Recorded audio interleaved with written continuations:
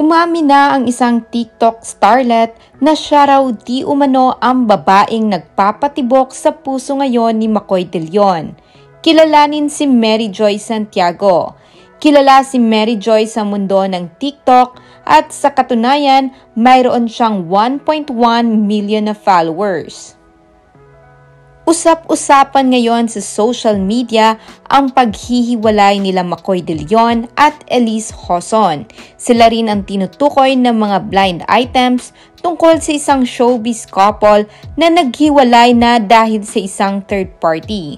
Bago na uwi sa hiwalayan ang love story nila Makoy at Elise, nagbunga ang kanilang pagsasama ng isang anak na babae.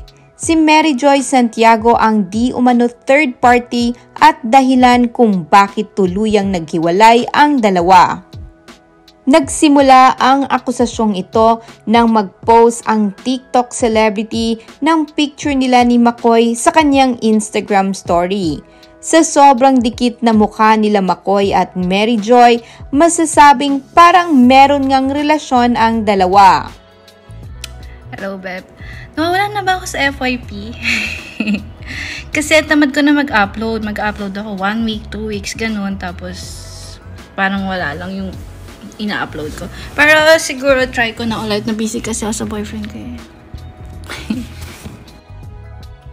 Inulan ng pambabash si Mary Joy at nag-post ito ng statement bilang pagdepensa ng kanyang sarili. At ayon sa kanya, "Instead of making assumptions about me and what I do, how about you just ask, so quick to believe things about a person without even knowing them or even simply having a conversation with them. You guys are on some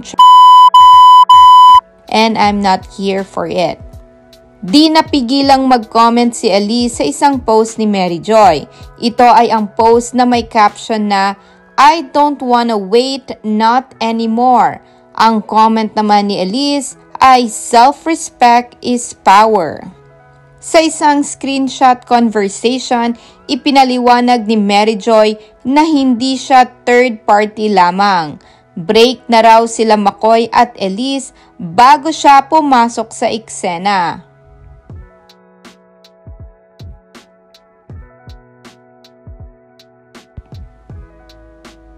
Sa pag-aming ito ni Mary Joy, bumuelo naman ng sorry si Makoy sa kanyang post.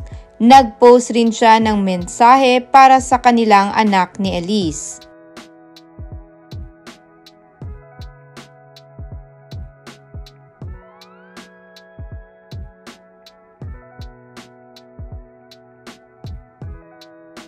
Yeah, short hair. Bala ko na sana before magpa-long hair kaso yung crush ko gusto niya na short hair, so